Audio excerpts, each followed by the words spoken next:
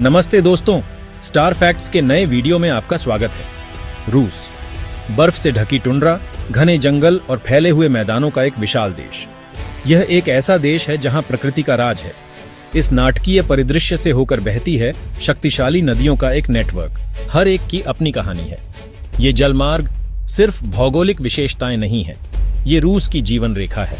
सदियों से इन नदियों ने रूस के भाग्य को आकार दिया है। वे व्यापार की धमनियां रही हैं, इस विशाल राष्ट्र के दूर दराज के कोनों को जोड़ती हैं। उन्होंने साम्राज्यों का उत्थान और पतन, इतिहास के उतार चढ़ाव देखे हैं, और उन्होंने कला, साहित्य और संगीत की अनगिनत कृतियों को प्रेरित किया है। ये नदियां केवल जलमार्ग नहीं हैं, वे रूसी पहचान के ताने बाने में बुने हुए धागे हैं। वे किंवदंतियों और लोक कथाओं का स्रोत हैं, सुंदरता और शक्ति दोनों के स्थान हैं। रूस को समझने के लिए पहले उसकी नदियों को समझना होगा। इस अन्वेषण में हम रूस की कुछ सबसे प्रतिष्ठित नदियों की खोज के लिए एक यात्रा शुरू करते हैं। वोल्गा, लीना, येनिसी, ओब और अमूर। हर नदी का अपना एक अनोखा चरित्र है, एक कहानी है जो उजागर होने की प्रतीक्षा कर रही है। वोल्गा, जिसे अक्सर मां वोल्गा कहा जाता है, रूसियों के दिलों में एक खास जगह रखती है। ये यूरोप की सबसे लंबी नदी है जो पश्चिमी रूस से होकर 2200 मील से ज्यादा तक बहती है। इसके पानी ने प्राचीन सभ्यताओं से लेकर आधुनिक काल तक सदियों का इतिहास देखा है। वोल्गा हमेशा से व्यापार और परिवहन के लिए महत्वपूर्ण रही है। रूस को व्यापक दुनिया से जोड़ती है। इसके किनारे किनारे चहल पहल वाले शहर और कस्बे उभरे, रूस की सांस्कृतिक पहचान को आकार देना। प्राचीन मठों से सुसज्जित, अनगिनत कवियों और कलाकारों को प्रेरित करना। आज भी यह एक महत्वपूर्ण आर्थिक जीवन रेखा बनी हुई है। सिंचाई, परिवहन और बिजली के लिए उपयोग की जाती है। मछली पकड़ने और पर्यटन का समर्थन। 2600 मील से ज्यादा तक बहने वाली लीना नदी साइबेरिया की पूर्वी दानव है। विशाल जंगलों, जमी हुई टुंड्रा और बेमिसाल सुंदरता की भूमि। लीना इस जंगल से होकर अपना रास्ता बनाती है, एक चांदी का फीता जो आर्कटिक महासागर के उत्तर में अपना रास्ता बनाता है। लीना की यात्रा बैकाल झील के दक्षिण में ऊबड़ खाबड़ पहाड़ों से शुरू होती है, जो प्राचीन सुंदरता और प्रचुर वन्य जीवों का क्षेत्र है। जैसे जैसे नदी उत्तर की ओर बहती है, यह घने शंकुधारी जंगलों से लेकर खुले घास के मैदानों तक विविध पारिस्थितिक तंत्रों का सामना करती है। इसके किनारे सदियों से स्वदेशी समुदाय प्रकृति के साथ तालमेल बिठाकर रहते आए हैं। लीना नदी उनकी जीवन रेखा है, जो उन्हें जीविका, परिवहन और भूमि से गहरा आध्यात्मिक जुड़ाव प्रदान करती है। लीना डेल्टा, जहां नदी आर्कटिक महासागर से मिलती है, अंतरराष्ट्रीय महत्व का एक विशाल आर्द्र भूमि क्षेत्र है। यह प्रवासी पक्षियों, आर्कटिक वन्य जीवों और अद्वितीय पौधों के जीवन का स्वर्ग है। यह दूरस्थ और नाजुक पारिस्थितिकी तंत्र प्रकृति की शक्ति और सुंदरता का प्रमाण है। येनिसी, एक राष्ट्र को शक्ति प्रदान करना।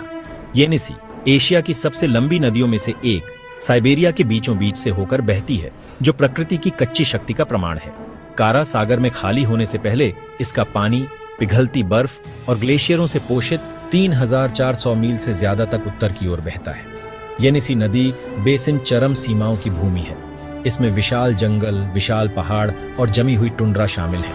नदी का प्रवाह उतना ही प्रभावशाली है जो उत्तर की ओर भारी मात्रा में पानी ले जाता है। येनिसी रूस के ऊर्जा क्षेत्र में महत्वपूर्ण भूमिका निभाती है। इसके रास्ते में बड़े पैमाने पर पनबिजली स्टेशन नदी की शक्ति का उपयोग करते हैं, जिससे लाखों लोगों के लिए बिजली पैदा होती है। सयानो-शुशेन्स्काया बांध दुनिया के सबसे बड़े पनबिजली स्टेशनों में से एक मानव सरलता और नदी की विशाल ऊर्जा क्षमता के प्रमाण के रूप में खड़ा है।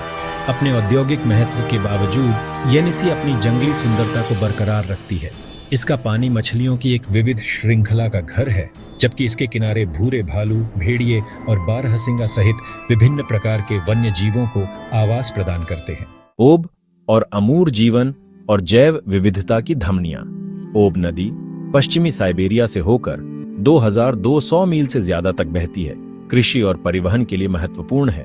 यह दूर दराज की बस्तियों और औद्योगिक केंद्रों को शेष रूस से जोड़ता है।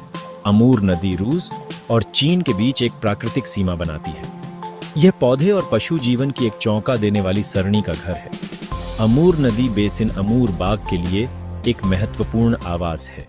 एक राष्ट्र की जीवन रेखा। रूस की नदियां केवल जलमार्ग नहीं है, वे राष्ट्र की जीवन रेखा हैं। इन्होंने इसके इतिहास, संस्कृति और अर्थव्यवस्था को आकार दिया है। पश्चिमी रूस की जीवन रेखा वोल्गा से लेकर साइबेरिया के बीचों बीच बहने वाली लीना तक, ये नदियां इस विशाल और विविध भूमि में जीवन के लिए आवश्यक हैं। जैसे जैसे रूस 21वीं सदी की चुनौतियों का सामना कर रहा है, उसकी नदियां महत्वपूर्ण भूमिका निभाती रहेंगी। वे पनबिजली शक्ति के स्रोत, परिवहन मार्ग और जीविका के प्रदाता हैं। लेकिन वे नाजुक पारिस्थितिक तंत्र भी हैं, जो जलवायु परिवर्तन और प्रदूषण के प्रभावों के प्रति संवेदनशील हैं। इन बहुमूल्य जलमार्गों की रक्षा करना हमारी जिम्मेदारी है, यह सुनिश्चित करने के लिए कि वे आने वाली पीढ़ियों के लिए बहते रहें। रूस की नदियों के महत्व को समझकर और उनकी सराहना करके हम इस उल्लेखनीय राष्ट्र की प्राकृतिक विरासत को संरक्षित करने में मदद कर सकते हैं। देखने के लिए धन्यवाद। इस चैनल को सब्सक्राइब करें, लाइक करें, कमेंट करें और इस वीडियो को शेयर करें।